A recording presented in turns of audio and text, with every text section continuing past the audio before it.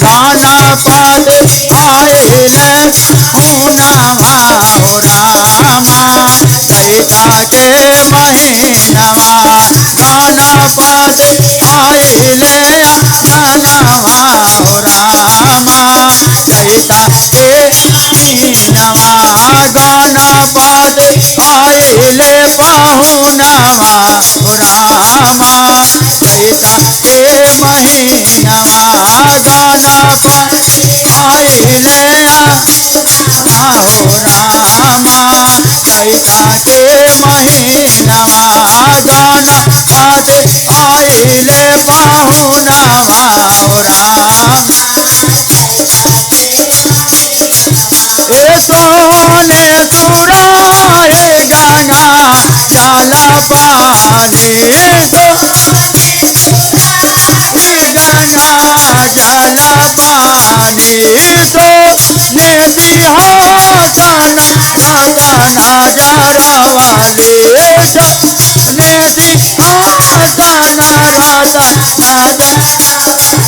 अरे चाहे चरण पाखा सब अंगनवा हो रामा गौरी के ललनवा आसनी बैठा सब अंगनवा हो रामा गौरी के ललनवा गौना पाद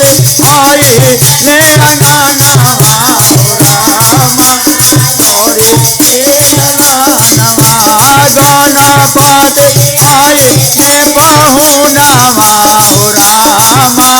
चैता के महीनवा गाना पाद आइले पाहुनवा हो रामा चैता ए सोने के थाली जपन सन मेवा जपन रंग मेवा बेलिया बेलिया के गजल दूतावाले बेलिया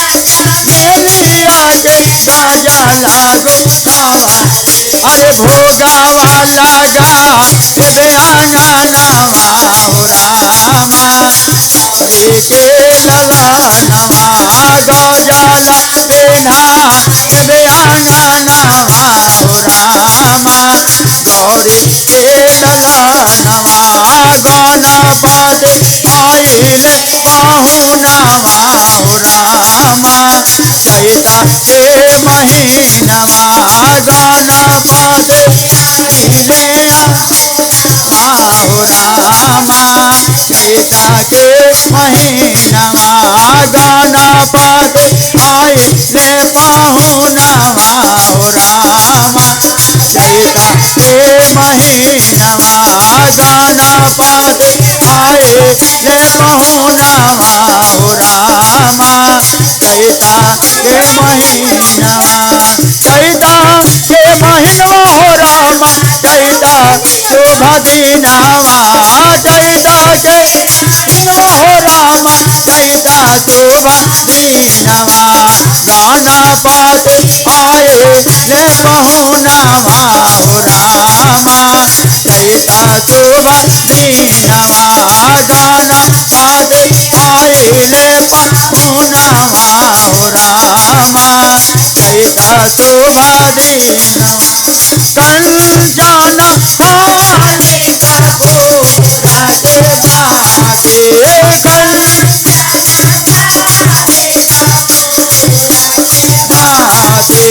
गंगा रे जमुनवा निरमल पानी गंगा निरमल पानी आरा देवता सब अंगनवा हो रामा गौरी के ललनवा आचमन करा हे अंगनवा हो रामा गौरी के ललनवा गाना पाद खेले हे अंगनवा हो रामा गौरी के ललनवा गाना आइले पाहुनवा हो रामा चैता चैता के महीनवा गाना पाते आइले पाहुनवा हो रामा चैता के गोलावा महागावती तकिया बोलावाले गोला तकिया बोला अरे भजना सुना बयाना नवा हो रामा गौरी के ललानवा भजन बयाना नवा हो रामा गौरी के ललानवा अरे गाना पाते आइले पाहुनवा हो रामा गौरी के ललानवा गाना पाते आइले पाहुनवा हो रामा चैता के महीनवा गाना पाते आइले ललानवा हो रामा चैता के महीनवा गाना पाते आइले